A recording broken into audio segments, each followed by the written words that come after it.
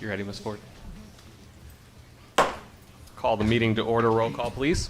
Chairman McClendon. Here. Vice Chair Robinson. Here. Mrs. Hill. Mrs. Jones. Here. Mr. Perez. Here. Mr. Smith. Mrs. Thurman. Here. Mr. Walker. Here. Dr. Wingate. Here. Superintendent Dr. Robertson. Here. Okay, that will move us down to the approval of the agenda. Do I have a motion? So moved. Second. Ms. Ford? Mrs. Jones. Yes.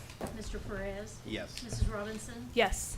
Mrs. Thurman. Yes. Mr. Walker. Yes. Dr. Wingate. Yes. Chairman McClendon. Yes. Okay, no executive session. That will move us down to the pledge of the flag and meditation by Ms. Starnes, principal of Clifton Hills Elementary. Good evening. I'm Lindsay Starnes. I'm the principal at Clifton Hills Elementary School, and I have brought some fifth graders with us today that are going to lead it, because at Clifton Hills we believe that kids should be the leaders and leaders of their own learning, so that's something that we value. So one of the things that they're going to lead you in tonight is something that makes Clifton Hills very unique.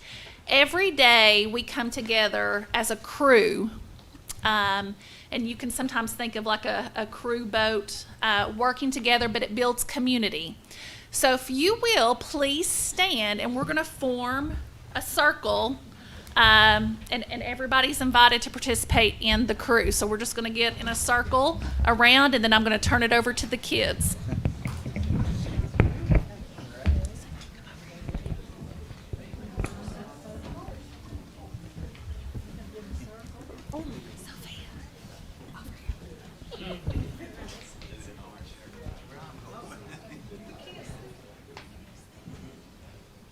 So they're going to tell you in just a minute why we gather in a circle, but it's very unique and it builds community. So I would like to introduce our fifth graders from Clifton Hills. I have Sophia Daniels, Eddie Castaneda, Jasmine Yearby, and Gabriel Bermaca Hernandez. So I'm going to turn it over to them to lead you in crew. Yes. Okay.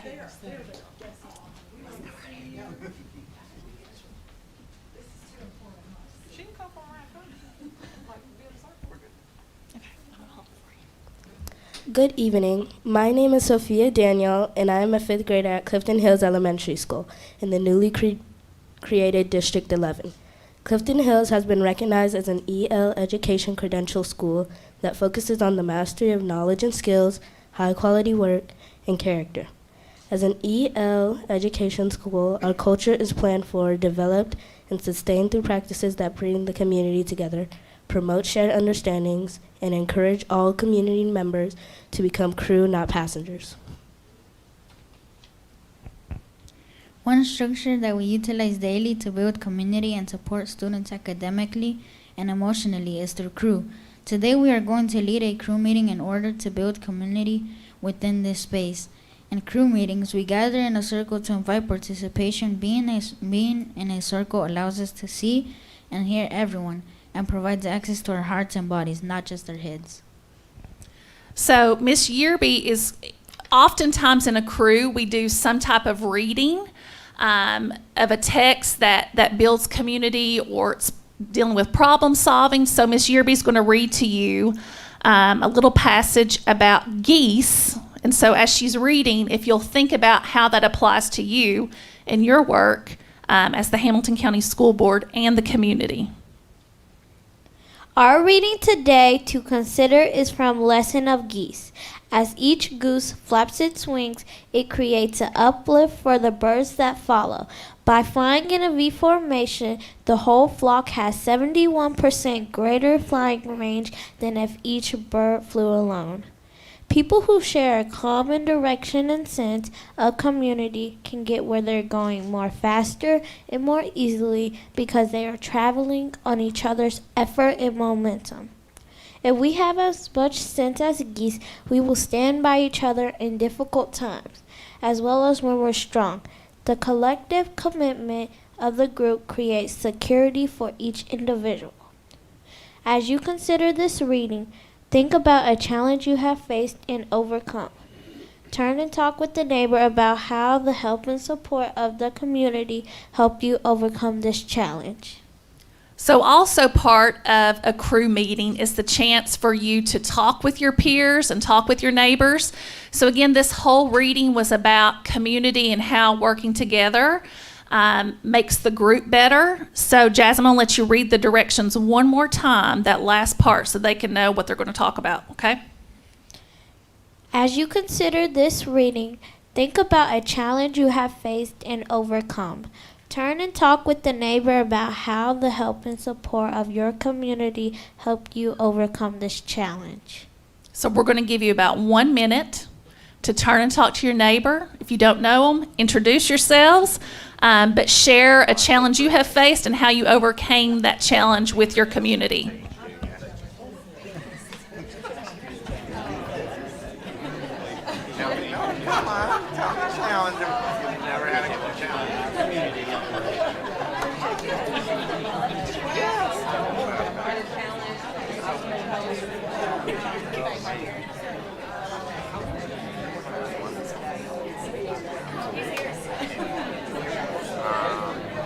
I have comments made, and I got a lot of people just call and say, hey,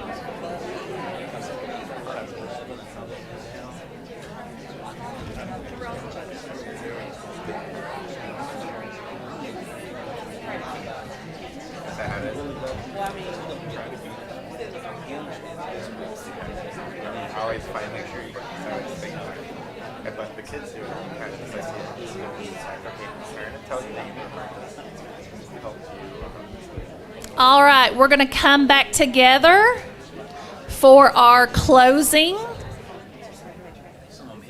So thank you all for participating with us and sharing this experience. So we're going to go ahead and close with our closing.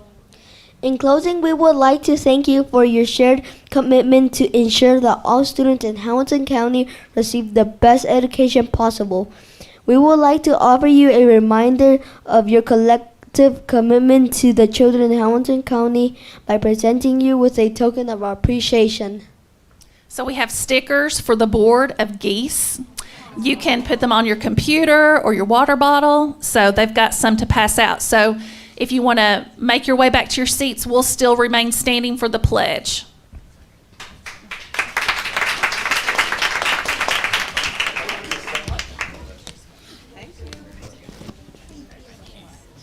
Thank you very much. You did an excellent job. Good job. Good job, guys. Thank you. That's awesome. Good job.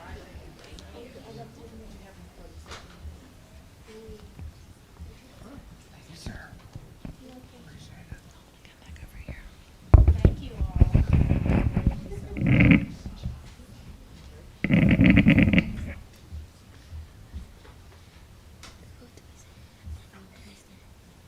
Please stand for the pledge. Attention, salute, pledge.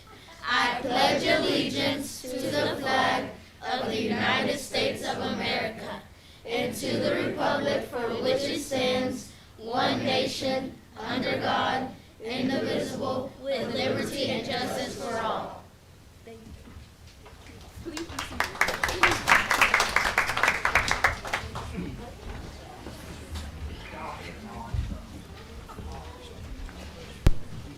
Thank you all for that.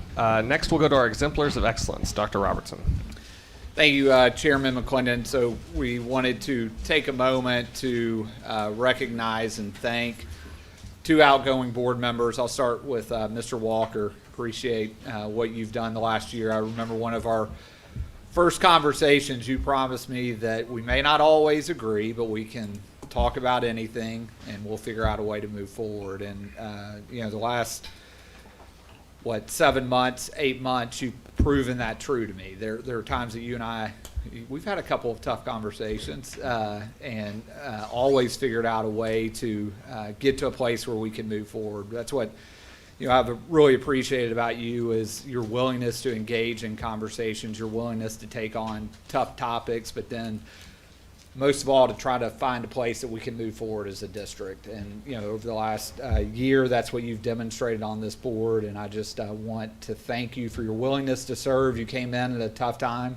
Never easy to be on the school board, but you walked into, a tough year ahead. And we appreciate everything you've done, not only for your district, but for students across Hamilton County. Thank you.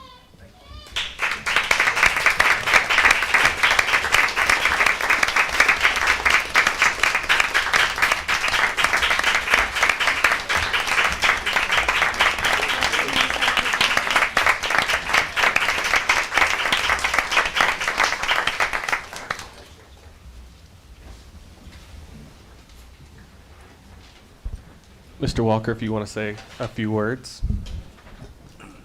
Thank you. I do. It's, that's how I always want to be. We can agree to disagree on things and talk about it, and you've been straightforward with me and never been shy about talking about stuff as well, and I appreciate it. I'm going to continue to be a voice in the community, help any of you out anywhere we can. When Robert Sharp was our principal at Central, we always worked well together. Gary Keene was an assistant principal at Central. We worked well together. And, what I would encourage, and I had, some great thoughts of how I would say something up here tonight, but these young people tied it up. I wrote it down because in my other job, I lead a team of salespeople, and we have some passengers on that team. And so what I want to encourage parents out here is to become crew and not passengers. This board up here needs your input. These principals and teachers need and want your input, and we can do it in a way that is conducive to us all growing together. It can't be the pitchfork and the flames and the torches and we're going to burn the school down. But there is some systems in place where we can make this thing better, and we got some things we got to work on. But we got to have that communication. We need a bigger room so we can have 300 parents be here and at least be engaged. We can't, I'm not saying have delegations last for 5 hours. We've talked about that before. But parents, please be engaged. This superintendent wants to hear from you and truly works for you. I don't know who I'm looking at because I'm hoping somebody's watching this. But we cannot do it alone. This board can't do it. We've butted heads. We've talked about things. We have some groups in here that come up and speak. Whether I agree with them or disagree with them, I applaud every group that comes up here and talks. But they can't do it by themselves. So we have to do all of those things together. And one last thing that sticks out of my mind, because I do care about District 9 and our community, Gary Keene, since the primary win, has been at every school board meeting. He and I have communicated once or twice a week. We've showed up at pancake breakfast. We've done everything. District 9 is going to be in good hands. And Gary, I'm honored that you're going to take this seat and represent District 9 well, and look forward to, I got that cell phone number, so, I look forward to hanging out with you and talking and sharing. But if I can ever do anything for any of you guys or anything on this board in the community, or Coach Highlander used to call me, other folks on the board, Mike Evett, Chester, everybody else, I like to think I have a little pulse on the community, and I don't have to be, a jerk and the bad guy all the time about stuff. But if you want some honest feedback, give me a shout. And Gary, look forward to you representing us. Thanks, everybody.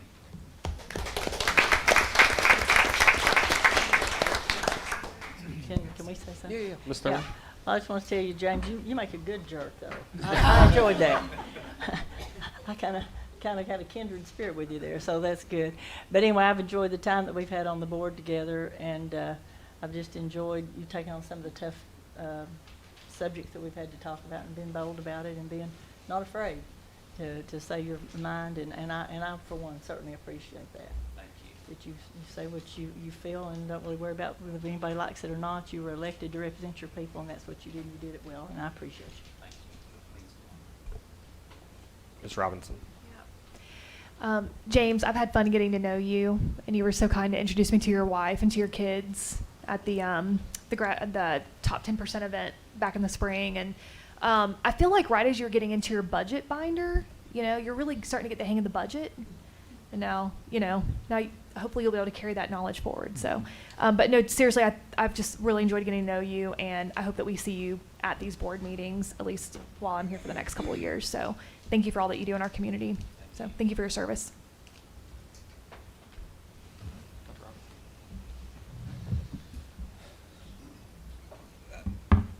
So Tucker obviously worked with a little bit longer, especially got to know each other well from January of 2020 to now when I took over operations. I didn't realize that, what all would hit us during that period, but from working through East Brainerd Elementary and being on the ground together that morning, seeing what that happened all the way through our custodial RFP fund.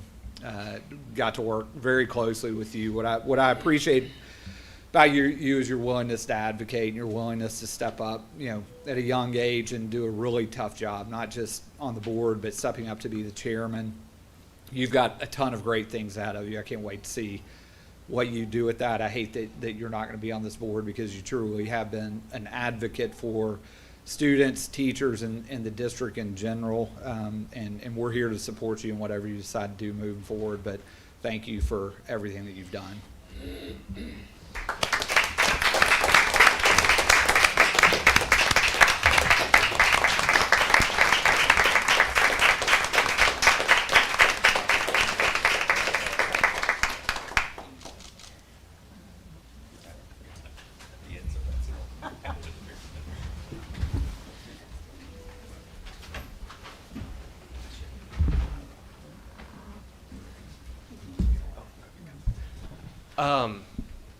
Kind of like James, I've been trying to figure out what I was going to say tonight for a couple days. I've been trying to put something on paper, like Miss Hill. She always admire how she can come in with prepared remarks and sticky notes galore.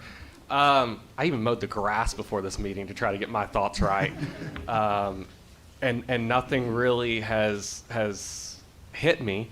It's been an honor. It's been a privilege for the last 4 years. Came in here 23 years old, bright-eyed,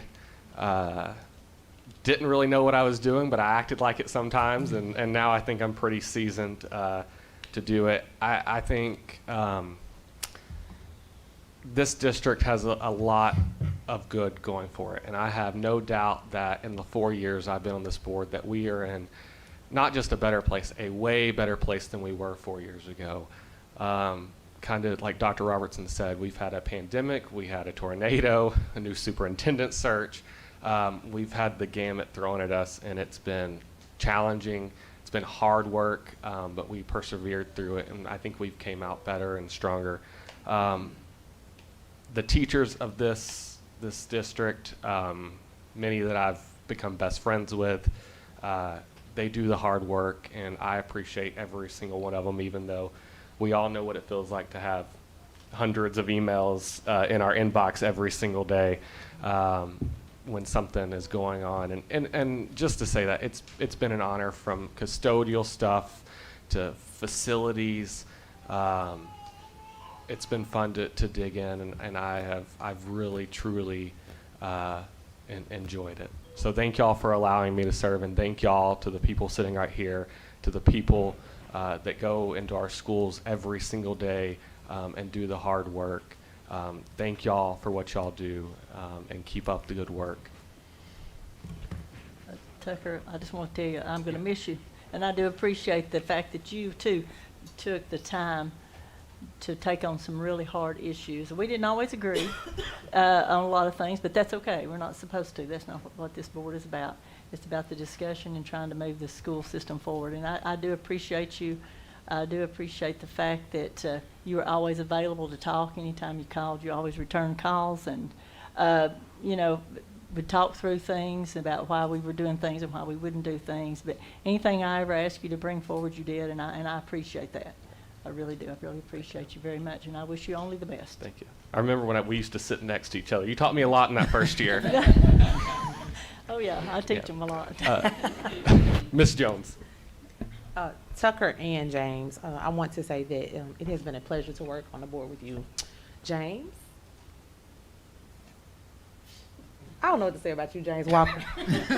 Because our relationship did not start here at the board. I met you through Dr. Highlander in 2014. So I've known you as a parent and a community member before you became a board member. And you are a voice for your community.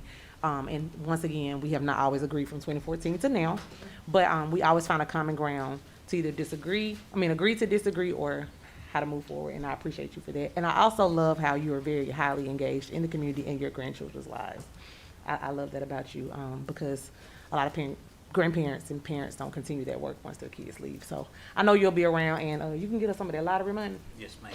Oh, yeah, that'd be perfectly appreciative. Tucker, the baby of the bunch. I'm proud of you, Tucker. Did you tie that knot? When Tucker got here, I got to tell the story really fast. When Tucker got here, he was dating Caitlin, and he used to sit right here. And Kathy Lennon sat here, and Rhonda was, of course, in her seat. And Tucker would always talk about Caitlin. And I kept saying, Tucker, how long you gonna date that girl before you marry her? And he's like, oh. And Dr. Highlander would coerce him the other way, and I'd be saying, don't listen, Dr. Highlander, you're gonna be by yourself. But lo and behold, he did propose to her, and they're married, so I'm very proud of that. But I am very proud of you, Tucker, and your leadership, and how you've done some bold things and taken some risk to lead this district forward. To lead this board and leading the district forward. So I'm going to miss you, but I'm pretty sure I'll be seeing you around. This is not the end of the Tucker McClendon era, I'm sure. But it's been a joy to work with the both of you, as well as Jenny. And it's always hard to transition into new boards because you build rapport with people and you work through a lot of things. So I'm going to miss y'all, but I'm sure y'all will be around, so it won't be too far away. Yeah. Mr. Perez. I just want to reiterate, I think what Dr. Robertson said, you are an exceptional leader, Tucker, and I thank you for the role that you took. And I think we lose a great board member. I hope our community gains somebody who has other thoughts in mind. And I mean that. I think you, whatever role you will play, you will just show the leadership that you showed here, and I look forward to whatever that means in the future. So thank you very much. Thank you. Johnson. It's hard to not get emotional in this, and I cried whenever Kathy left, and I'm glad I wasn't here whenever Jenny had her last meeting. But I want to, I couldn't agree more. You are a wonderful leader, Tucker, and you are young, and you have been like a little brother to me. I don't know who I will go shopping with now on our breaks at TSBA conference. So if anybody wants to pick up that role, they're welcome to. Girl, I got you. But seriously, thank you so much for all that you've done for our board, especially this last year. You certainly picked up in a really difficult time. 2021 into 2022 was not easy to be the board chair. I'm grateful for the hard topics that you brought up and for how you really pushed us as board members. And I completely agree with the group. This is not the last of your time serving in our community, and I'm thrilled to have you as a friend and to have you as a colleague. So thank you so much. Thank you. Dr. Wingate. Yes. Tucker, man, thank you for 4 years of serving. When I was sitting here thinking about that, and folks have talked about all the different, you've had a lot of roles on this board in support and leadership. And I was sitting here writing down, facilities chair, you were ferocious in that role, and but it was good. And vice chair, chair, and I just thank you for being willing to plug in wherever there was a need, wherever you were able to add value, and you've done that. I think you've done it well. So thank you for your time, and it's been great getting to know you. And James, thank you, because I know the way you came onto the board, the way you entered, that's not always the easiest thing to do, an appointment. And then it seems like whether you want to or not, if you're appointed and you want to seek the seat, it's almost like as soon as you start serving, you're also campaigning at the same time. So I can't even begin to imagine what that has been like. But thank you for your time and for your willingness to represent. I know the community that you've already represented for so many years, so thank you. The only thing I did have prepared that I didn't say during my thing is my challenge to the next school board, my challenge to the administration, and something that I didn't realize, and probably till this week, that had been at the core of every decision I made, but it's the words that I've brought up I don't know how many times in meetings. It's the words behind me on the wall, that every decision that I've made, that's at the core of it. And in a world where public education is becoming very hyper-partisan, very both sides of the aisle, whatever way you want to look at it, for the good or the bad, however you think, that's what needs to be at the focus of it. Wherever or however you believe, that's what needs to be at the back of it. The 45,000 kids that this district serves every single day. So my challenge to the next school board, kind of on my way out, is to remember that. It's going to get heated. It's going to get contentious. We've yelled at each other. We've walked out. We've done everything you can imagine up here. But at the end of the day, this board's a highly functional board that at the end of the day, when you walk out of those doors, we call each other up. We talk about things. We're here to support each other. And I know all 9 of us, and I hope all 11 of the people that will be sitting up here remember those words behind us. So thank you, Mr. Walker. I know I had a chance to talk with you for a second before we got in, but I want to say it publicly. I am proud of you. I'm proud of your growth. As most of y'all know, I watch the board and see things and pay attention, but great growth in you and the leadership to come in. Joe was the chairman when I first came in. Joe, great leadership when we came in. I didn't know if we were going to have to go out in the front yard with that one guy in the back corner when we first got it. But all kidding aside, I love that. I just love that because we're going to stand up and we're going to fight for each other, whether we agree or not on some things. So that was really great. I didn't want to come in after the primary loss, and then that was on that Thursday. I didn't want to come to the agenda meeting on Monday, but as soon as I came in, the warmth that this whole board gave me, that was awesome. But I didn't want to make it about me anymore.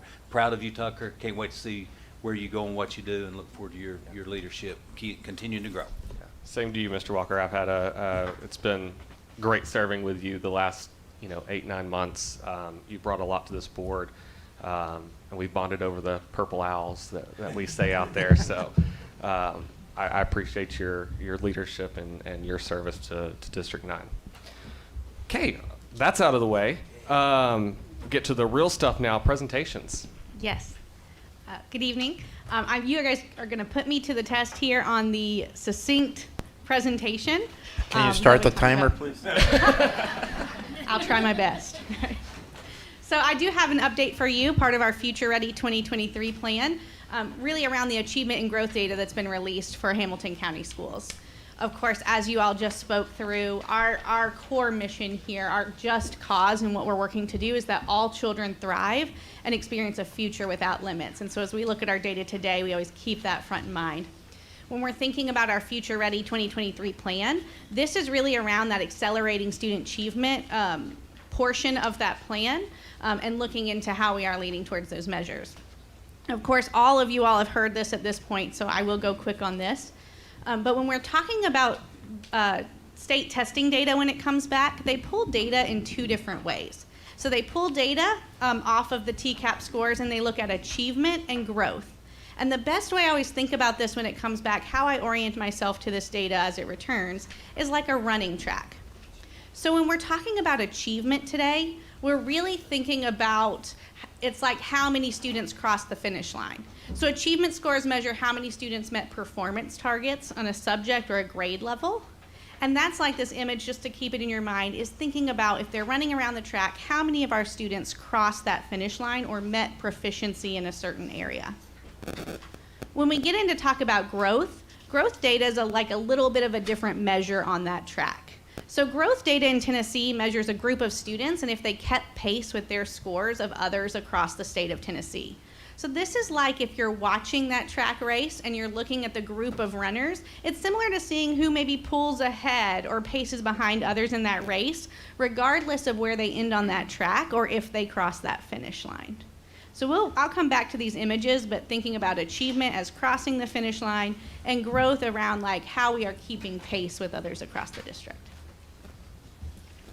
So when we look at our achievement data as it was returned this year, we see that students across Hamilton County met the highest levels of proficiency in ELA and social studies since we developed this Future Ready strategic plan. So you'll notice we grew in almost every content area. This is kindergarten through 12th pulled together just for succinctness of presentation. And it grew from 21 to 22 in almost every area with the exception of science. But looking at that as well, all the way back to 2018, English language arts and social studies, we see that higher than the baseline than when we started. We increased in proficiency in 19 of 28 tested areas. I know this is tiny. This is more for the printout or if anybody needs to reference it later. So when we think about year over year from 21 to 22, we had an increase in 19 out of 28 tested areas. When we look on the right side of how we compared to the state, so how Hamilton County did in terms of state performance, we outperformed the state in 20 of 28 tested areas this year.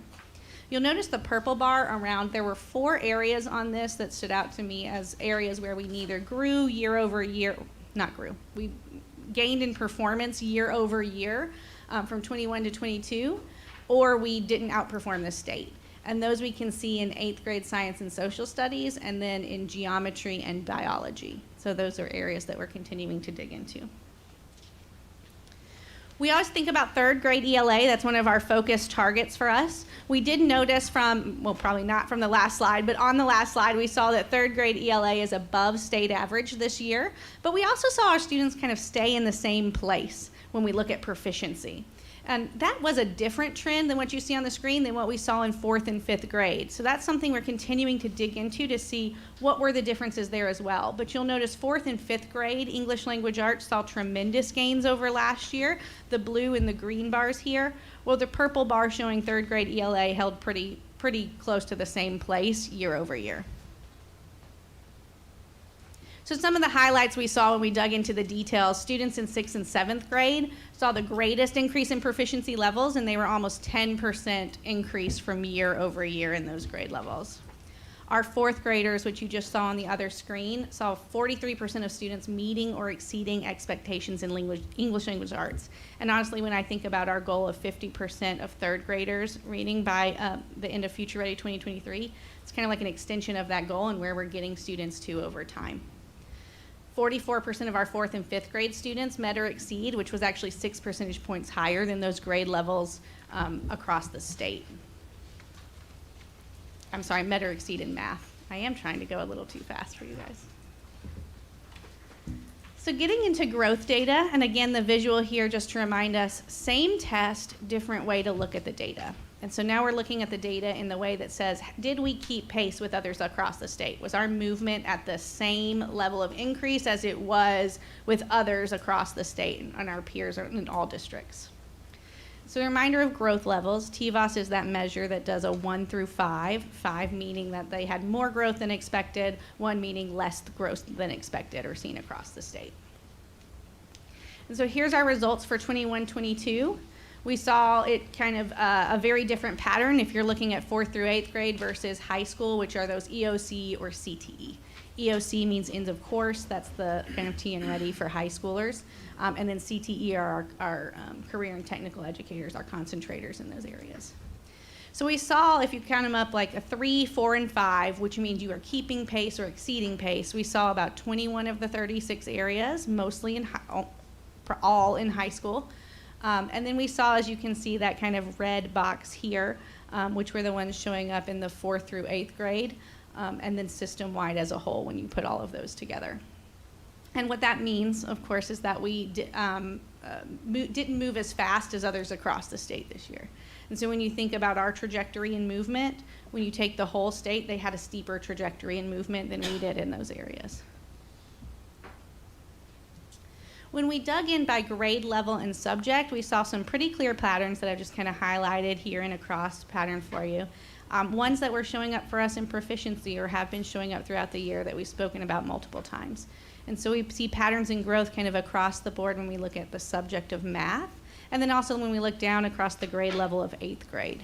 And so really thinking about, as we move into this year, what are the supports we're putting in place for our middle schoolers? We've started a lot of supports there around innovative middle school experiences.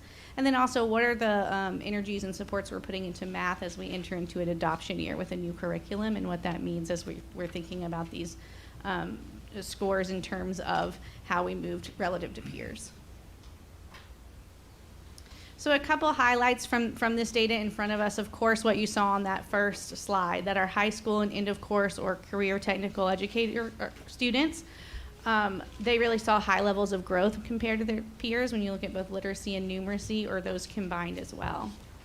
When we dug in as a district just to different learning places of students, we actually saw that our students that were projected to score in the lowest performance area actually saw the greatest gains. And so that's something that we really see as a highlight as we continue to move through and how we show that and move that into other areas of our district.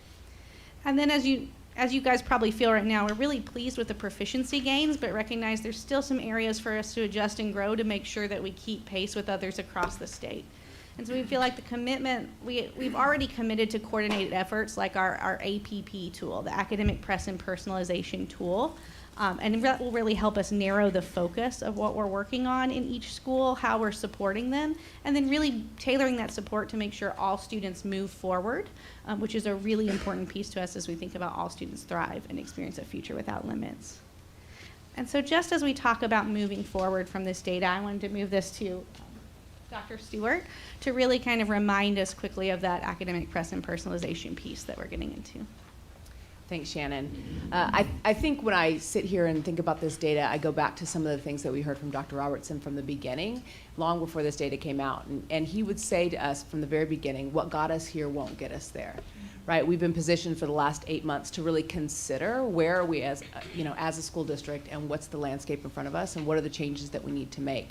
You guys have heard me talk about the APP a few months ago, but it really is a framework and a structure for schooling. And our language is exactly this, that all Hamilton County school children would show measurable growth in their ability to read, write, think through these things: rigorous content, worthwhile tasks, and purposeful student engagement. And there's nothing magic about this in particular, other than the fact that we as a district are saying we are going to be focused and aligned. Our schools are going to create their own priorities aligned to this framework, and we as a system are going to actively support them. Just today, I was on 2 learning walks in 2 different learning communities, and yesterday, a third. Everything the leaders are doing is focused on this. We have teams of people going in and supporting and providing feedback, and really see that this is a lever for change because it is a narrow focus with the right systems and structures to reinforce it. These are the things that our schools can choose, and they're all choosing different things based on their needs. A lot of times we try to make one size fit all, and this is the absolute opposite. Justin or Dr. Robertson uses the analogy of guardrails often. We created guardrails that allow people to find their place in between and focus on the things they need to focus on. This is our personalization goal. I think this is a goal that this particular board feels very passionate about, that all of our kids would experience a deeper connection to each other, kids, to educators, and to the school community. And so same thing, our schools built goals and priorities in each of these spaces. One of the things that was a priority for us as we launched our principles in July was we said outright to them, we want those first 3 to 5 days of school to be hyper-focused on personalization. We really believe that when children come to school and feel connected with each other and connected with the educators and connected with the school community, they're better positioned to learn. And we're seeing that all on every campus that we've been in. We see this seeing a sense of priority as our kids are better positioned to learn. So these are the things that we are wrapping around our schools and focusing our schools on and building the systems and supports to focus on it. So I'll end where we always end, where Tucker ended. We're deeply committed to this just cause, that all of our children would thrive and experience a future without limits. Any questions, discussion? Ms. Robinson. Yeah. Thank you for this data, and always, every year, you do a great job breaking this down. I really appreciate it. It's actually really fascinating to think back to my first year on the board and seeing this data for the first time, and then seeing it 6 years later, because this isn't a sprint. It's a marathon, and I think that, including myself when I first got on the board, but for the general public, it's really easy to look at this data in a vacuum and really look at it from just a very short-term perspective. But you can't really understand what's going on unless you're really understanding the whole picture and you're looking at the whole picture. So I feel grateful to be in that seat to see the whole picture, and hope that the way that we're talking about it, the community's hopefully beginning to understand it, the whole picture too. So I've got a few questions. My first question is, we set these 2023 goals, and I just wondered, based on the data that we're seeing, what do you think the likelihood is of us really hitting and getting close to our 2023 goals are? So we've hit many of the goals. In terms of the specific ones here around literacy and 50%, it's not very realistic. Okay. You know, and I think, again, you've got to think the trajectory of when you guys approved that plan. And we were heading in a really good direction, and then we've hit some stuff that's been difficult the last 2 years. I think it's also interesting to put into perspective, though, across the state. You know, a lot of people see these percentages and they think the ceiling is 100%. Ceiling's not 100%. Ceiling, you know, the highest district in the state is 70-something. For third grade ELA, or? Yeah. I think it's high 60s. High 60s, right? And so I think that perspective matters. We're going to continue to work on this. We're going to continue to see the growth. I think the fourth grade data is really important and really interesting data point to think about the number of years that those students have had exposure to EL and the revised curriculum and renewed focus on getting back to the basics of learning how to read, right? And we're more focused now on phonics and phonemic awareness and vocabulary acquisition, all those things that in past approaches weren't there. And so that data jump to, you know, the mid-40s for fourth grade is something that's been pretty intriguing for us to look at and dig into. But just to be frank, saying that third graders are going to be at 50% by next year, that's a stretch. Yeah, and I think it's, you know, we're going to be, this board and our new board members are going to be working on that new strategic plan, and I think that it's really important that the 11 of us really understand what the realities are of that.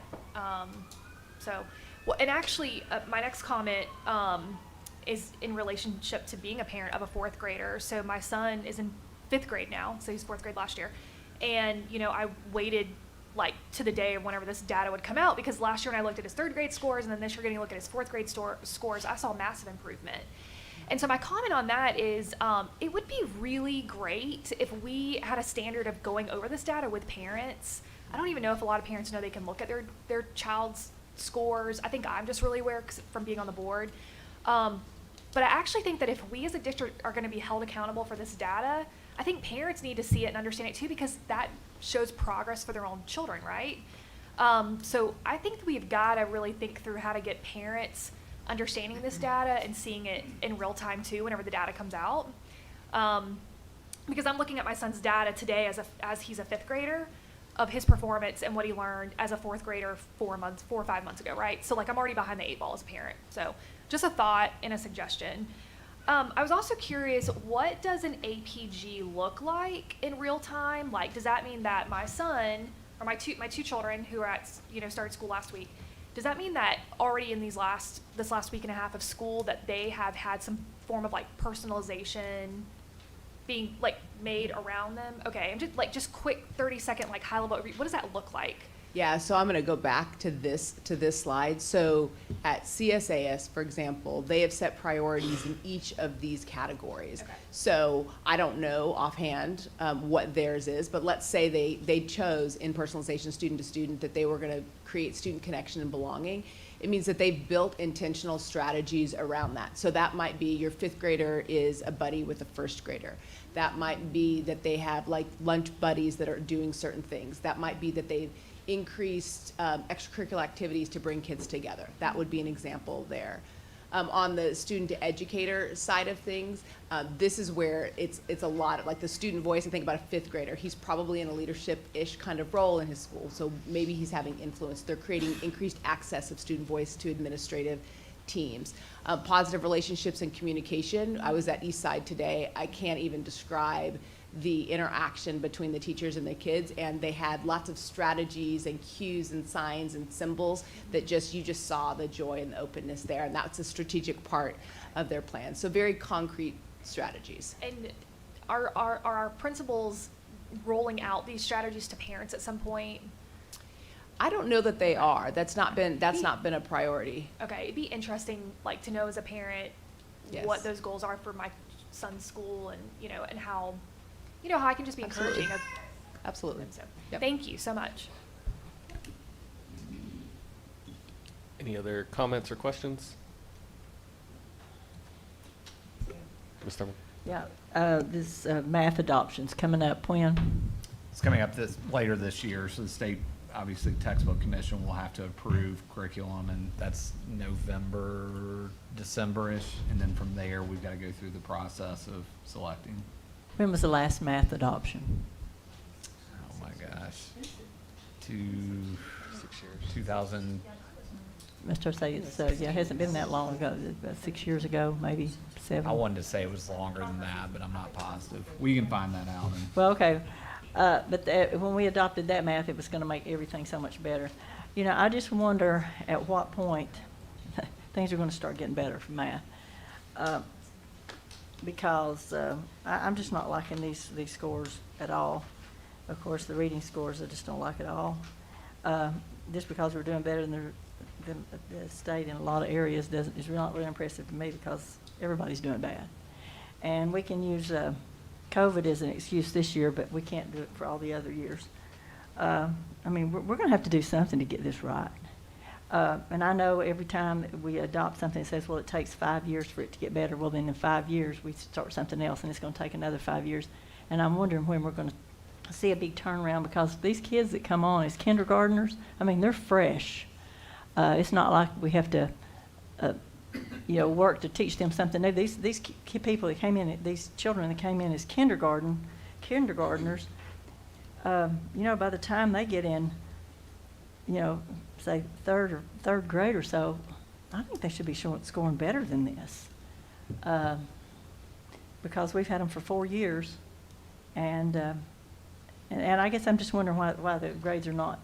Maybe there's something I'm missing. Maybe I've been missing it since I've been on the board, because I never have understood that. The kindergartners come in fresh.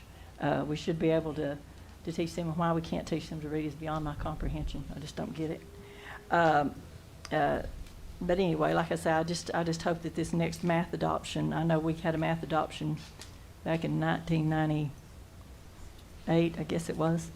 It was the worst thing that ever happened to this school system, in my opinion. I've seen a lot of bad things, but that was the worst. And I hope that we get our math adoption right. I just hope we do, because we really destroyed the math education of a lot of students. I hope we go back to the basics and don't get involved in this stuff that's, how to build a better mousetrap, when, the math that we've used for years has taken us lots of good places in this world.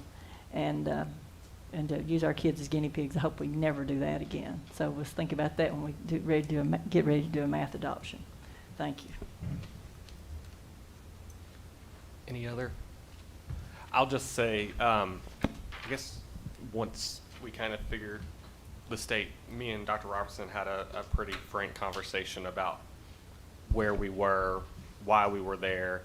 And so I think, no one in this board, no one sitting up here is happy with being a 1. I think you have to understand how the state reports growth versus achievement to kind of understand it's convoluted. I use sports analogies. If you're a, 8-5 team last year, and you're a 9-4 team, but the people in your division are 10-2 teams, you're not growing as much as your other team. You're making gains, but you're not where you. So it's convoluted on how it does, how the reporting is. So I just, it's not where we want to be. Also think that we've seen unprecedented growth as we've moved forward the past 3 years. And that growth, inevitably, you're going to hit.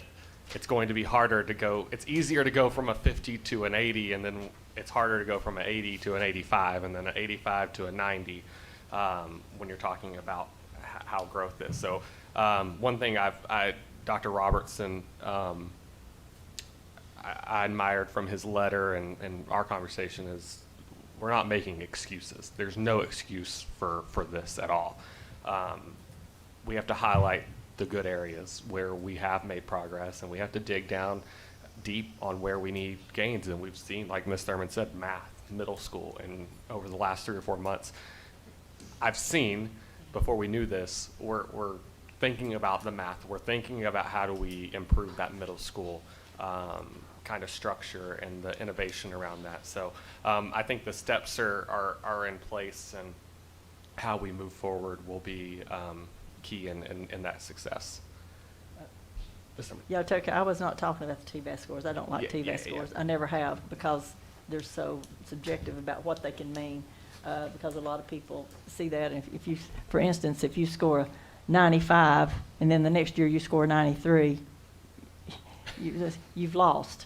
But if you scored a 45 and the next year you score a 50, hey, in the eyes of TVAS, it looks like you're doing better than the people who score 95, and that makes no sense to me. I'm talking about the achievement scores. Yes, yeah, Just yeah, wanted yeah. to clear that up. No, Thank no, you. and that's, and we're on the same page on the TVOS, and the achievement, I think, is where we really have to dig in.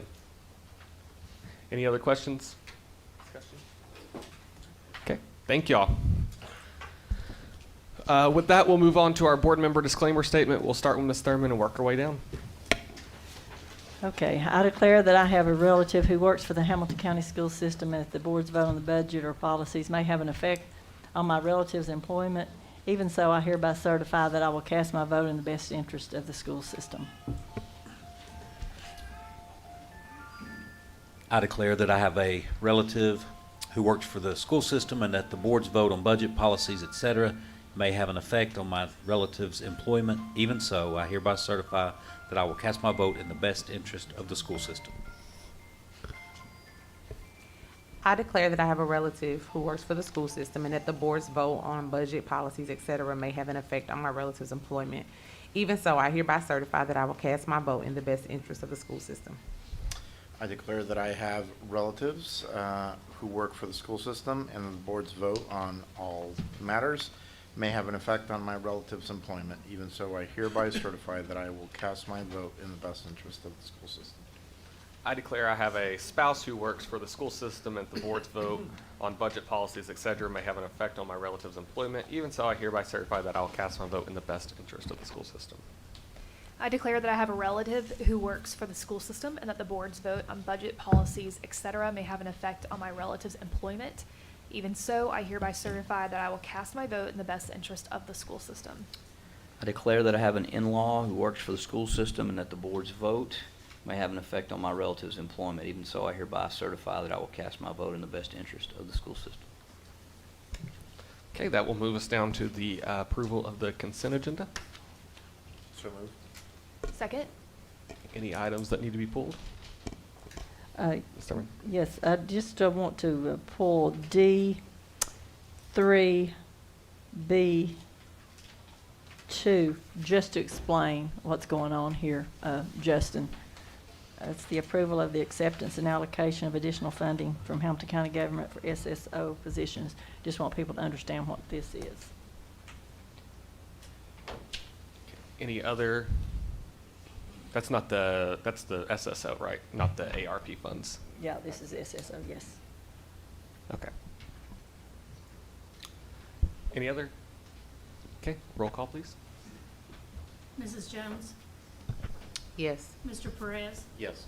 Mrs. Robinson? Yes. Mrs. Thurman? Yes. Mr. Walker? Yes. Dr. Wingate? Yes. Chairman McLean? Yes.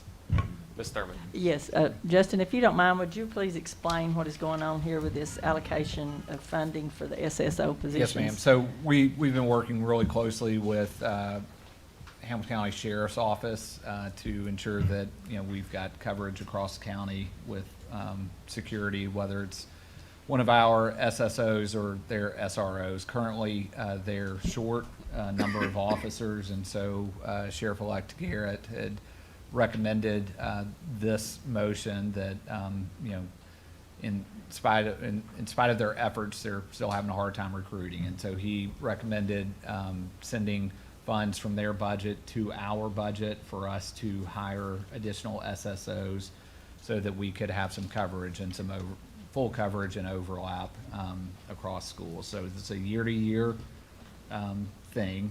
This is not saying that moving forward every year it's going to come, but for this fiscal year, it's just over $590,000. Because they had been allocated that money for SROs. They've been allocated for SROs, and if you'll recall, a number of years ago, we were doing the opposite. We were Right. sending money To them. from our budget to them to Right. hire additional SROs. So that's where his idea came from and the reason he made the recommendation. Feel like it's a good thing for everyone across both organizations, and we'll continue to work very closely with Sheriff's Office on this. Thank you. Mr. Perez. And I think I heard, or I've heard, that even some officers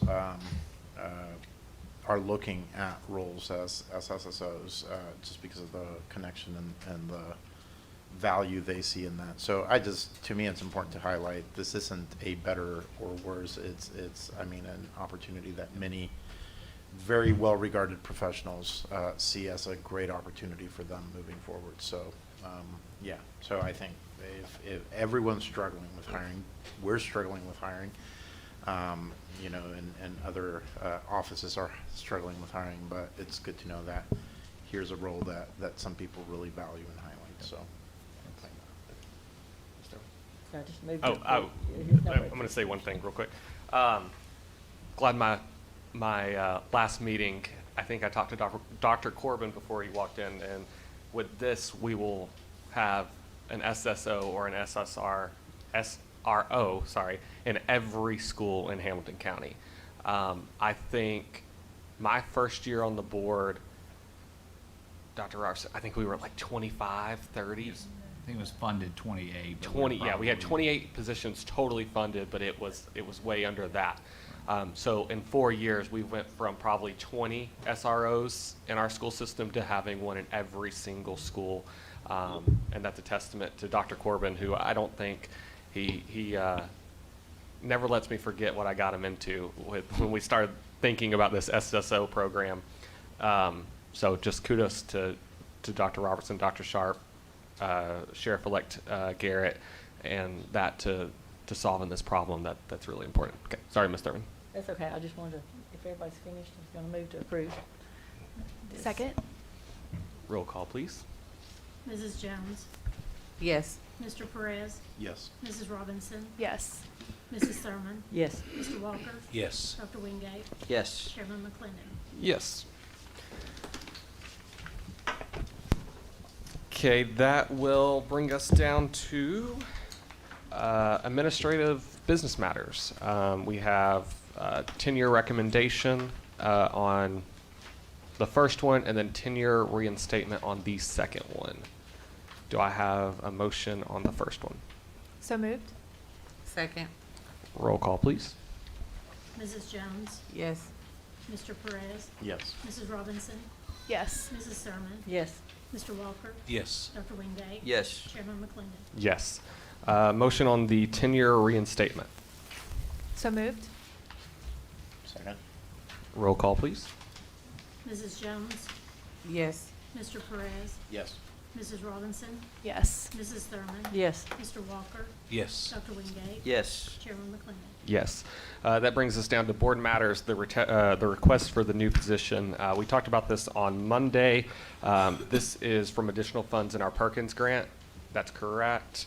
So it is grant funded, and we believe Ms. Bagby, Dr. Bagby, said we got about $150,000 more from that grant program, and that is what is doing funding this position. Do I have a motion to approve? So moved. Second? Roll call, please. Mrs. Jones? Yes. Mr. Perez? Yes. Mrs. Robinson? Yes. Mrs. Thurman? Yes. Mr. Walker? Yes. Dr. Wingate? Yes. Chairman McClendon? Yes. That brings us down to the approval request for the revised schedule of sessions. This we also talked about on Thursday night, going away from Monday agenda meetings and putting it all on the same day on Thursday. Do I have a motion to approve? So moved. Second? Roll call, please. Mrs. Jones? Yes. Mr. Perez? Yes. Mrs. Robinson? Yes. Mrs. Thurman? Yes. Mr. Walker? Yes. Dr. Wingate? Yes. Chairman McClendon? Yes. Can we explain to the people that don't understand what we just did? We've always had agenda sessions on Monday. Now we're just going to combine it and start at what time? Did we ever decide what time? 4:30. 4:30. 4:30. We did say 4:30? Okay. Okay. 4:30. 4:30. Okay. We'll start at, meetings will start at 4:30. We'll do the agenda session and then go right into the, The regular meetings will start at 6. do what, the regular, Regular meetings will start at 6. you think we need that long? We have to have a schedule. Yeah, we have to have an exact time. Yeah, you gotta skip. We have to have an exact time. We can't say, You have to have a not before time so the public who maybe doesn't want to come to the work session Can come knows to when the the other business one. session's gonna start. Can we not do 5:30? Yeah, 6 is late. I feel like we I could. mean, if we're late, we're eke it late. out at 5:30. I agree with you. I think we could start it at 5:30. If we do it at 5:30, it can say 5:30 or whichever is later, right? I mean, because worst case scenario is you have a But not you to start get before no break, 5:30. You get no break, so you start at 4. Right. And then go, or, because you get no break, you'll go straight on No. into it. I just- I think you want a public comment as well. And so, Okay. I mean, if you allow the public comment and the work session, 90 minutes. Okay, so that's gonna be in between the two meetings. What we spoke about was moving two big time items, the public comment and presentations, to the first part. Yeah, So is that it gonna one be at the have beginning of that probably- meeting or at the end of that meeting? We were gonna do both at the beginning, that way we've heard Okay. and had a presentation prior to discussion of the agenda and then prior to voting.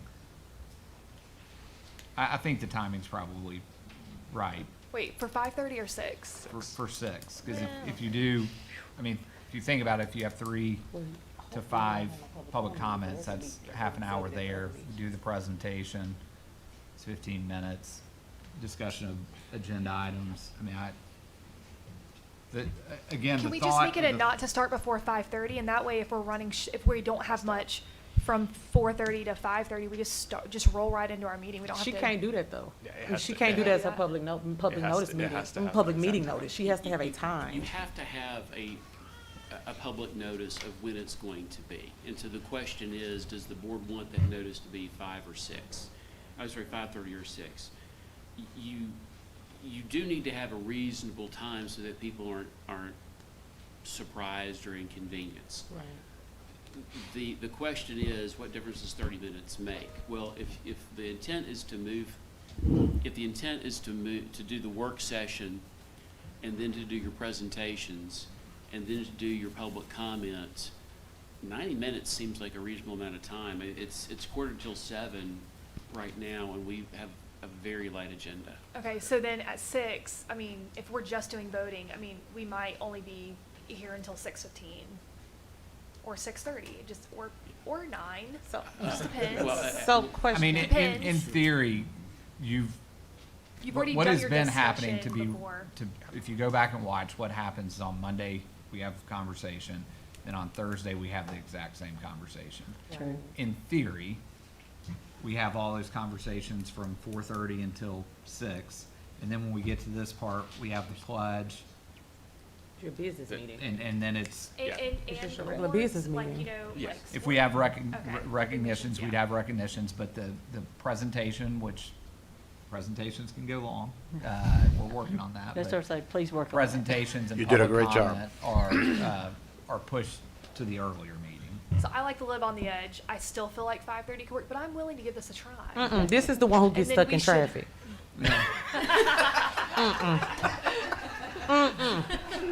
Yeah, we gotta give you, Says the one who came in. We can 10 minutes always late. change it. we gotta We'll give you go- ample time so you're not we'll coming go here on with 2 six. wells. That's why we need That to, works. that's why I was suggesting start at 4 o'clock. No. That way I can be here by The other 4:30. part on that is when you have your people coming to do your meditation and pledge, you need to give Give them them a a time to time. be Okay. here. Yeah. So Okay. Okay. Okay. I would rather us have to sit, or y'all, I won't be here, y'all sit up here for 10 minutes than our principals and if we have students and stuff like that coming in. So that was the thought process on giving it an exact time. And we all know we're I'm not just very thinking about people punctual that as a drive from board. Sale Creek. If they're here, they won't get home till so late, but that's okay. So what time do we say? Are we starting at 4 or 4:30? 4:30 And then agenda six. session, or work Start at session, 6. and then 6 for the real All start. big Christian. And I mean, the other thought process is at 6, you literally go from roll call, approval of agenda, your flag, or your flag meditation, exemplars, straight into the Voting. the consent agenda, and then you're voting, and then you don't have delegations or anything, so you should be To good. be clear for the public, we would have delegations Just prior earlier. to that. So it's not that we're asking the public not to participate, we're just saying we'd prefer that the participation be prior. So clarity, once again, 4:30, agenda session, special presentations, public comment, business meeting at 6. Right. So the public understands, if you want to appear before the board, you're coming to the 4:30 meeting. I just want to go on record for saying that, so they understand it, so they don't show up at 6 and be like, we couldn't talk. Come at 4:30. Okay. Okay, that will bring us down to delegations. I'll hand it over to Vice Chair Robinson. Great. I actually don't have a list. Just, there's no additions? Nope, no Okay, additions. great. All right, we have our first delegate, Angela Bavaloro? Bavaloro? Yes, yes.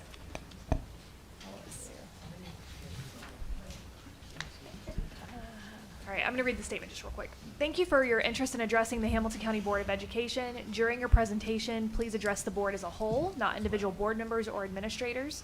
Also, please do not present complaints or concerns you have about an individual employee of the school system. If you wish to voice those complaints and concerns, you should contact the central office and ask for a meeting with the superintendent, since the superintendent is responsible for individual employees. Please limit your remarks to 5 minutes. I'll tell you when I have 1 minute left, and we will use that timer right there so you can also see it. All right, and you may begin. Hi, thank you for letting me address the board. Angela Favaloro, District 5. I know all of you have seen my face a few times. Going off of what you just said, I would like to add a comment about the sessions change. I guess in the spirit of some of the things with public comment, a service to our working families and any families that are responsible for transportation for any of the students in Hamilton County. If delegates could be closer to the end of that session, maybe instead of at the beginning, I think that would be in the spirit of being able to have that word in there. And like Mr. Walker said, we want all that engagement, even if we want it to be reasonably timed and productive. Moving into some of the comments that I have for tonight, I think most of it is pertaining to our policy that we approved last month for the review of materials and how that's been implemented in the schools. There's been a lot of buzz right now about inconsistencies from different learning communities, different schools, different principals per se. I would say all level of staff and students even. As a member of that review committee, that was something all the way back in the beginning of this year I was asking about concerns of execution, labor constraints, fiscal restraints, and the window in which we were asking teachers to do this. We already have a pretty anemic staff. We're at the beginning of the year, and we already have a lot of meetings, collaborations. We have teachers begging for duty-free lunchtime and duty-free planning time, and many of our teachers adding another like menial task, something that just takes a lot of time. And not all schools have the same resources. Not all of them have the same people resources. So we have some schools that have fantastic PTAs, right? And they could just put that call out, the Batman call, and they're there. And they're helping teachers do all this stuff. And some schools are really engagement poor. And so then that all falls on teachers and educators, and then it's rippling through our students. We have students who are not allowed to take out any optional reading right now. I'm not sure if everybody's aware of that. Throughout this whole process with the state language, with our policy language, nothing is to be removed unless it has been reviewed. Given the tight retention, stricter retention policies and state law that's been put there on literacy, if we're gonna, I guess, hold our students to a higher standard of passing 3rd grade on their literacy, it's kind of outrageous to me to think that we didn't take the time and the thought to roll this out in a very effective manner so that we're not withholding optional reading materials from our kids. And this is the good kind of reading, right? The kind where they're self-motivated. They could be drawing on a paper or something else in their downtime, but they go pick up something and read. Like, that's the passionate kind of reading that we're trying. That's the end goal, right? Is to do it for fun, do it for love. And by withholding that in some places, it will definitely be detrimental. We know the laws are in place. There's no question that we want lists. We want to be able to be transparent. But I also have questions about the kind of arbitrary deadline. Our state language, the policy, the PC 74, the public chapter, do not have an actual time frame on it. So my question is, if there is one, how clear is that? Because that's not been made clear through this whole process to a parent being heavily engaged in all of this, and educators also in the same regard. I just feel like and I don't want to be inflammatory with this, but like for the HCS Foundation, there are videos, there are emails, there are links to be involved. It's your educators, just asking for a payroll deduction, a very well thought out strategic thing. But you have something that we know is very in the public eye. People have a lot of fears, a lot of questions. There's a lot of things going on around this, and it was not executed in a very fluid, thoughtful manner. And I hope that we can get something consistent that tells teachers, you don't have to put this on the list and the state's not sending this off for approval, because that's not it. You're looking at your collection, making sure it meets the criteria for selection, putting that list down, and turning it in. And then once the list is public, of course from there, if there are reviews and there are things that go on from there according to the law, then that's what happens. But there's been a lot of fear that's causing people to make poor procedural decisions. Thank you. Before we move on to the next speaker, I do want to say that after these speakers, I actually would like to talk about this topic because there's a lot of public commentary happening right now about this, and truthfully, as a board member, I didn't know anything about. I mean, like, I knew that the state put a policy or a law out, but like I didn't know anything about next steps, and so I think that it'd be helpful for us to have an understanding and a dialogue of what's going on. So, just want to put that out there. Hello, Heather Modro. Hold on just 1 second. Yep, Sherry's gonna set the Sorry, timer. I walked in super late. I was at open house, where I gave away about 1,000 books from my own personal collection, and that's what I want to talk to you about tonight. Hold on 1 second. Yep, yeah. let's wait 1 second. I'll do it over here. I don't know what I've done. Okay. Go ahead. You're good. Last Friday, we got the email that, hey, you have to, after hours, on the weekend basically, we were told we had to scan our libraries as a result of the new policy and that it would need to be done rather quickly. I thought about my library. There are 2 6-foot-tall shelves, 8 shelves packed full of library books. I counted 1 row of shelves. I estimated, based on that 1 row, because I wasn't counting every single one, 2,400 books. I have been teaching for 26 years. These are all bought by me. Nothing has been bought by the district. So I thought of them, and I'm like, my goodness, what am I going to do with these? I certainly don't have time to scan 2,400 books. So I gave them away. I thought about packing them up. I thought about taking them to McKay's, and I said, no, these were bought. I bought these for the children. And so that's where they went, in the hands of the children tonight at open house. I loved seeing their faces. The parents were overjoyed getting all of these books. I'm like, hey, it's McKay's, but it's free.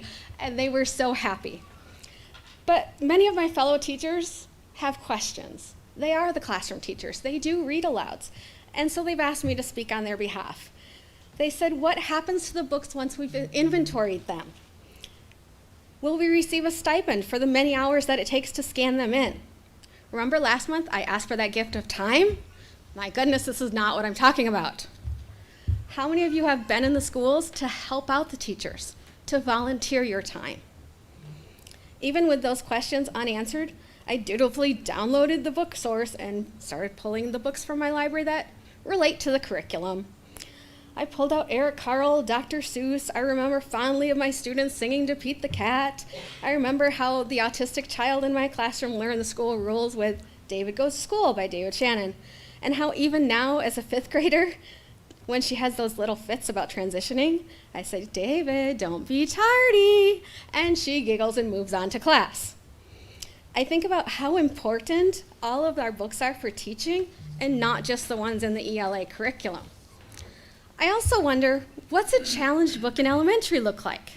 We've heard a lot about some of the high school books, and so I brought some of my own. So we talk about language. Well, F for fart. We talk about poop and all sorts of different ways to describe flatulence. But it's a great book, and my boys love it, and they get excited about reading. Ask a struggling reader who's in 3rd, 4th, and 5th grade. They don't want to read the baby books. They want to read about farts. Is this inappropriate language in elementary? I don't know. And then we get onto the topic of pornography. Again, I talked about my sweet little child with no David. Well, here's David running naked down the street. Is this pornography? I don't know. So I asked my librarian, hey, help me out. Find another book that's been checked out as many times as this. 76 times since it's an installment. 73 times since it's an installment. Pretty similar. They're both in our elementary school. They both have obscene things in them. What's appropriate for elementary? One, both, neither? We'd like some clarification. So like I said, I gave away all my books because I just don't have time. I keep the books that I've got, and this is what I do with them. I make them accessible for my students. I download the YouTube video so they can watch it. My students can grab a chapter book and read it or have it read to them. But honestly, the only books that will be in my classroom as of tomorrow are curriculum books. I simply don't know what direction to take next. There's been given no clarification for us in elementary. What's obscene language? What's pornography? What's acceptable? Where's a list of not this, but yes, this? Where's the time to scan 2,400 books? I'm not doing it. Thank you. Thank you. Rebecca Casey.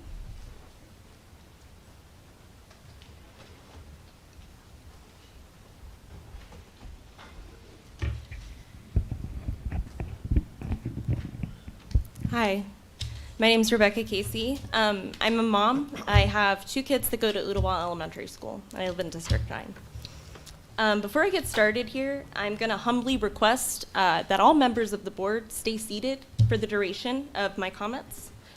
This past summer, a sitting school board member quietly organized a political forum on behalf of Moms for Liberty. That's the same people that last year we were talking about them because they had a big banner on their website that said, our goal is to get as many kids out of public school as possible, just to jog your memory. When I and other parents in the community heard about this, we were concerned, and we wrote an email, which didn't receive any response except for, I am deleting your email and you are not worthy of my time. Those are direct quotes from the email, and I am happy to provide a copy of it if it's requested. At the following school board meeting, when a concerned parent and invested stakeholder in our community spoke up about this, she was met with harassment by another school board member in the form of a slanderous and, frankly, poorly written op-ed. This individual suffered because she dared to speak up. This individual continues to suffer because she dared to speak up. The board's response, silence. I see you now, looking down. You can't even make eye contact with me because you feel called out by this, okay? It's the most critical time probably in the history of public schools. You have teachers begging you for resources, teachers that are staying after school and asking for volunteers on Facebook, on Reddit, on all these places because they can't scan in thousands of books, and you choose silence. Just to be honest with you, I have very little faith in a group of people who would choose to coddle the feelings of a disgruntled coworker who feels personally attacked by the assertion that schools are not playgrounds for domestic terrorists. And yes, I did say domestic terrorists. It is a very good definition. It's an appropriate name for a group of people who believe in overthrowing the government because a presidential election didn't go the way they wanted it to. It's also a great term to describe a group of people who have committed themselves to the dismantling of public schools by way of wasting resources, bullying teachers, and whipping their minions into a frenzy over non-issues. I am asking the board to re-examine these events, the political forums, the emails, the childish behavior of a few select board members. And lastly, given the facts, I am asking the board to cut all ties with Moms for Liberty. I don't feel like that is a big thing to ask, but I'm asking it.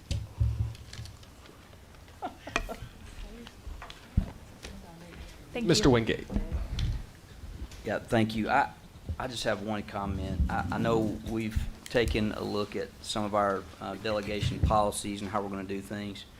I do also think we need to take a look at what you write down you're going to speak about, you need to speak about. And if that's not what you're going to speak about, then we need to figure out a way to halt that speech until that individual wants to declare what it is they want to speak about and then speak to that topic. That's my suggestion going forward. Thank you. Thank you. Before we move on, Ms. Robertson wants to talk about that. I'll let Dr.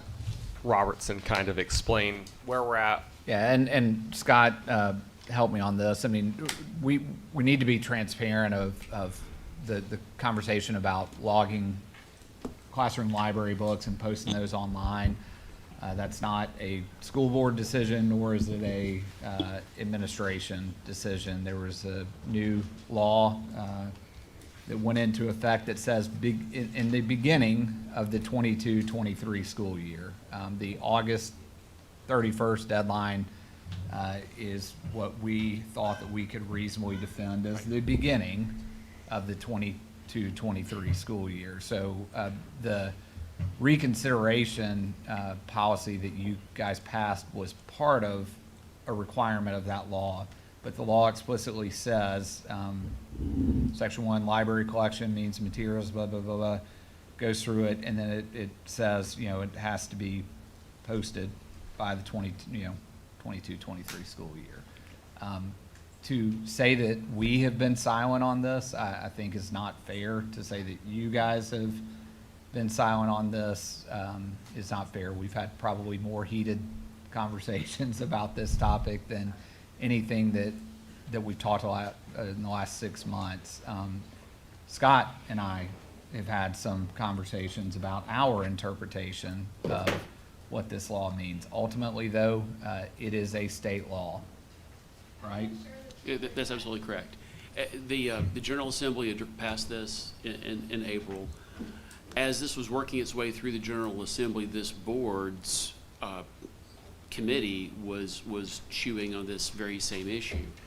And so this is something that's been on our radar screen, that the inconvenience, and I think we can all recognize that timing is inconvenient, is that the General Assembly put a deadline in there for the beginning of the school year. And their rationale, I suspect, is that they passed it in April, and so there was time to implement this. What I think the General Assembly didn't really think about, with all respect to them on this, is during the summer, teachers don't work. During the summer, we, the board, had to get a policy in place that was substantially different from our prior policy. And so while it probably seemed reasonable to give us months lead time, we were busy during that lead time developing a policy that we thought we could implement. And so I think it was very reasonable for Dr. Robertson and his team to say, we know we have to get this implemented by early August, but in good faith, August 31 is probably the best we're going to be able to do. I think if we get a complaint about we still have certain books in the school before August 31, or that we're not fully implemented, I think we can say in good faith, we're doing the best we can. We're pursuing good faith compliance with the law that the General Assembly of the state of Tennessee adopted. I do want to speak to a comment that was made from the podium. There's nothing in this law that requires teachers to go through their classroom libraries and make a cull on their own. You have to do a list, and then from that list, if there is a complaint, there is a process that is triggered, but no one has to go through and ask the question, well, is this right, is this wrong? Now, certainly, if it's your classroom library and you look at something and you think, what, I'm not sure that this is an appropriate book for my classroom given whatever, a teacher has that latitude. So I'm certainly not saying that a teacher can't do a cull. Maybe there's limited space and it's appropriate to put other material in there. But there's nothing either in the law or the policy that puts that onus on the teachers right now. Right now, it's a matter of taking inventory, seeing what you got, and posting it to the website.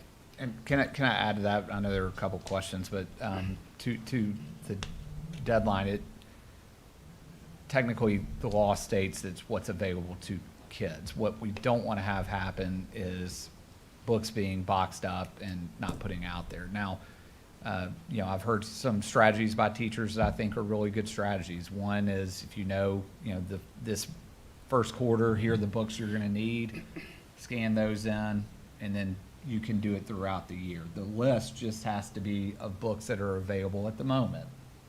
And I would agree with that. I would agree with that. That's my way around speaking to lawyers, right? I And think so, that's rational. there's strategies like that can be done. We do have volunteers, but again, what I would say we believe as an administration is this law should not prohibit access to books. And what I'm afraid is happening, and not to speak to anybody specifically, but that we have situations where books are going in boxes and going in the closet for good. And that's not what we need to happen. If it takes us longer and we've got books taken off the shelves for a minute, and then as we can scan them in, we're making them available, that's reasonable. I also think that the last point that Scott made is important. The part of the reconsideration is not saying like a teacher has to make that decision. Make the book available, and then if someone requests for it to be reconsidered, that's where that part of the policy kicks in. Yeah. I think we're all 9 of us or 7 of us here know kind of how the state hands things down, kind of half-baked, and unfunded mandates. They like to do that a lot to us, and I think that's kind of where we're at with this. I know a lot of teachers are doing that. They're boxing them up because I heard today that someone way higher up than anyone in the sport said, well, why didn't they start earlier? And my response was, they don't work during the summer. And if they are, who's going to pay them? And so, I mean, I emails about it.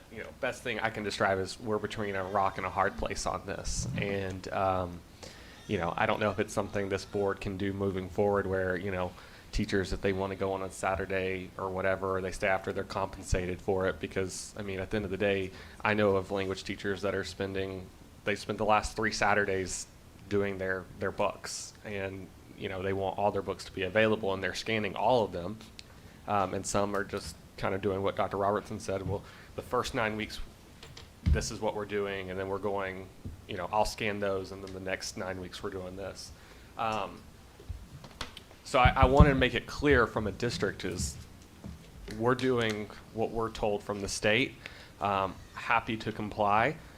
Wish their thought processes weren't as half-baked, because if we did something like that to them, we would probably be reprimanded if we sent them something half-baked like they have us.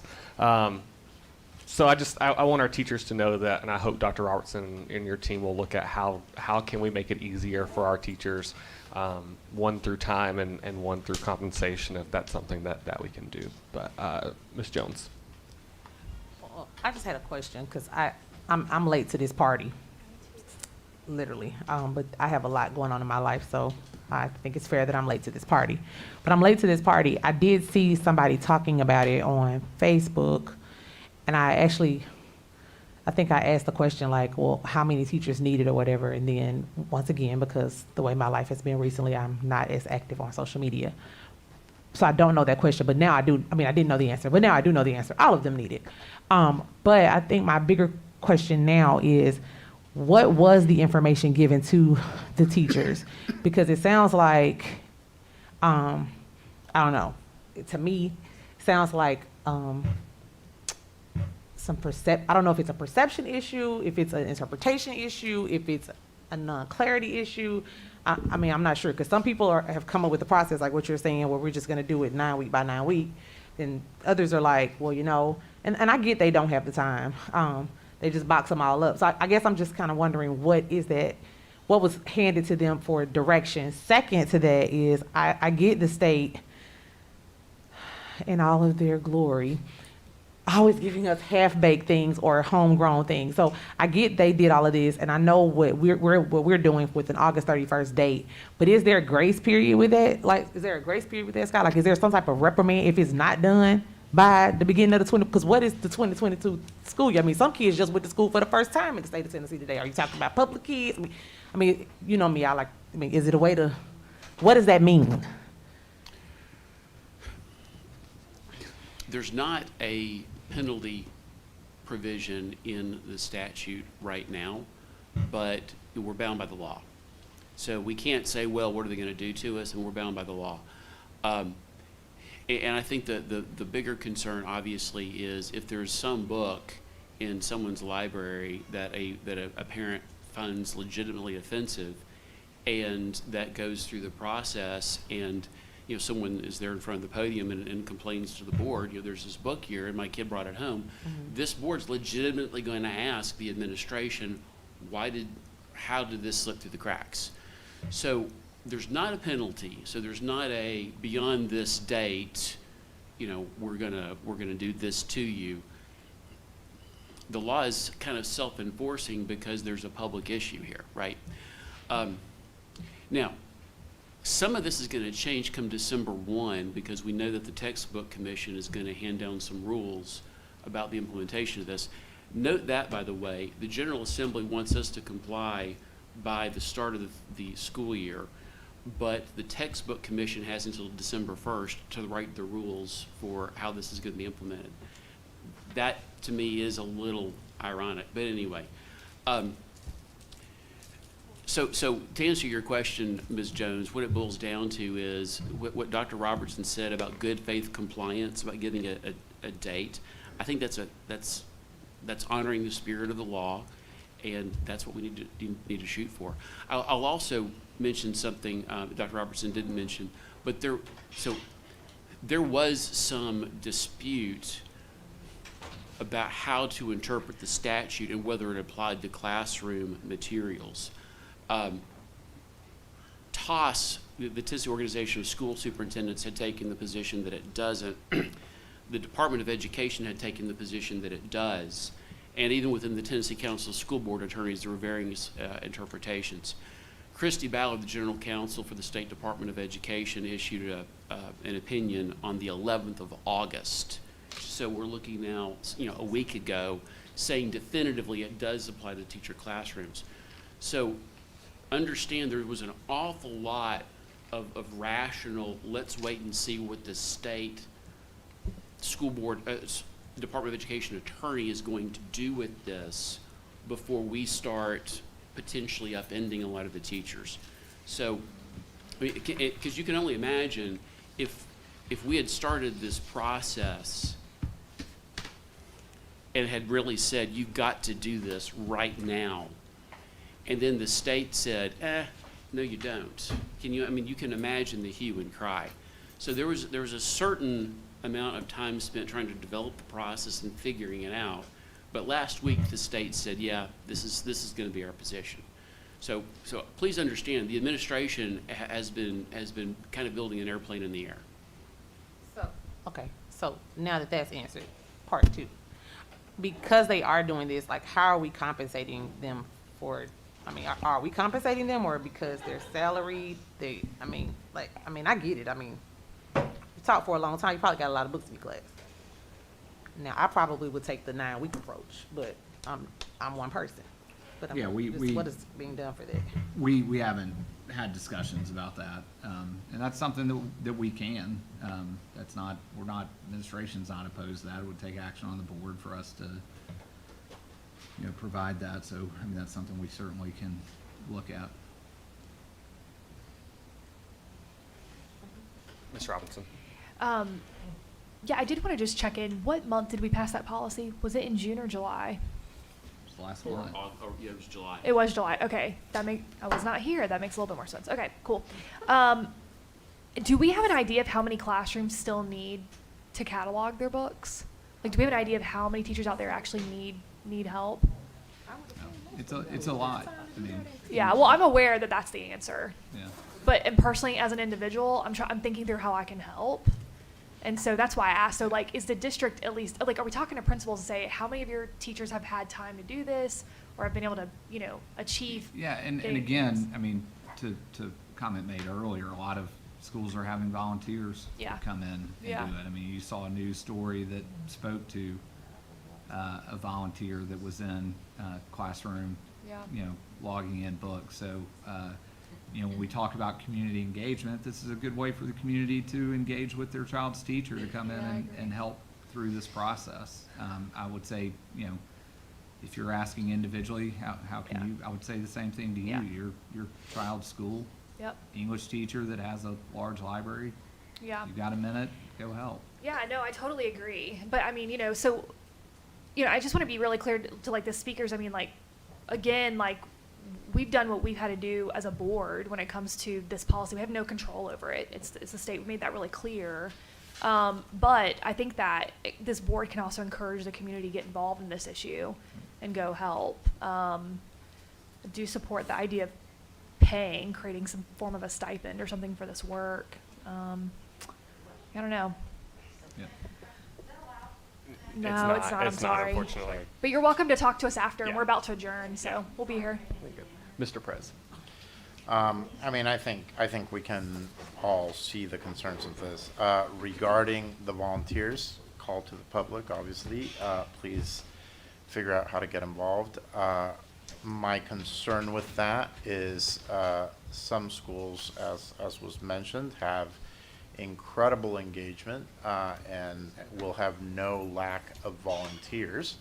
And some schools, due to whatever reasons it may be, have less engagement, and therefore the teachers won't have the capacity. Interestingly, oftentimes those are the same schools that require a lot of extra work from our teachers, and therefore they're going to find themselves, doing things as we heard tonight. Well, I'm just giving it away, or I'm boxing them up, or as I know has happened, I'm covering them with a big black veil, which to me is deeply concerning when I think of kindergartners going into a classroom and the books are prohibited.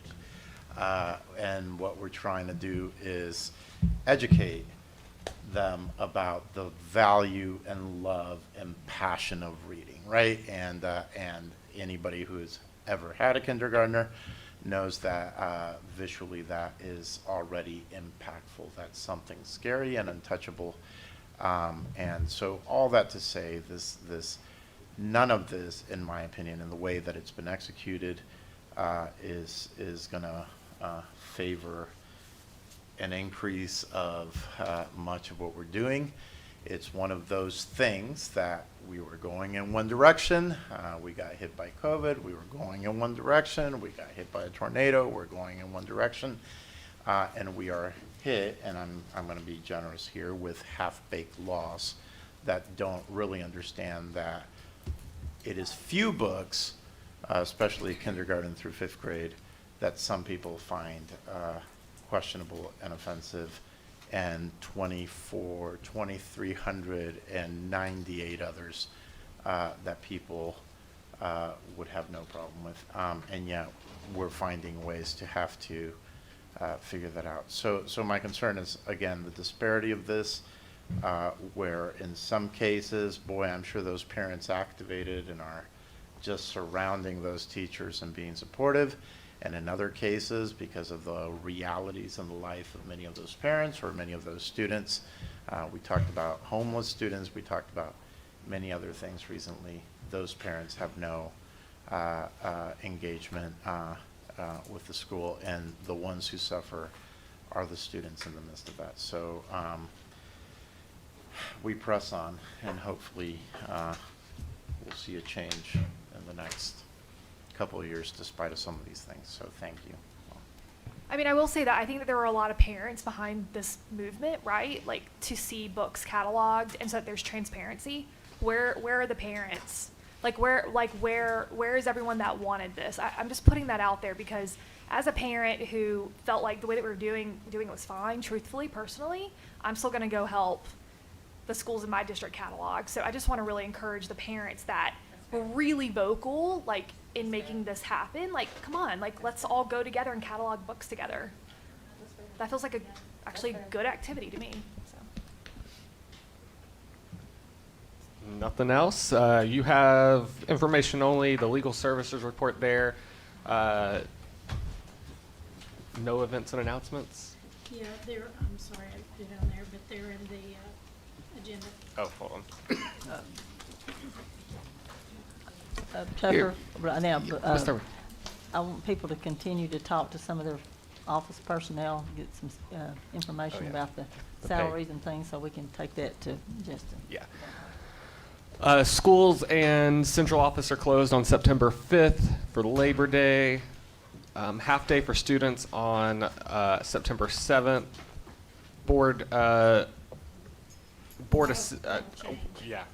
The board work session and board meeting will be on September 15th.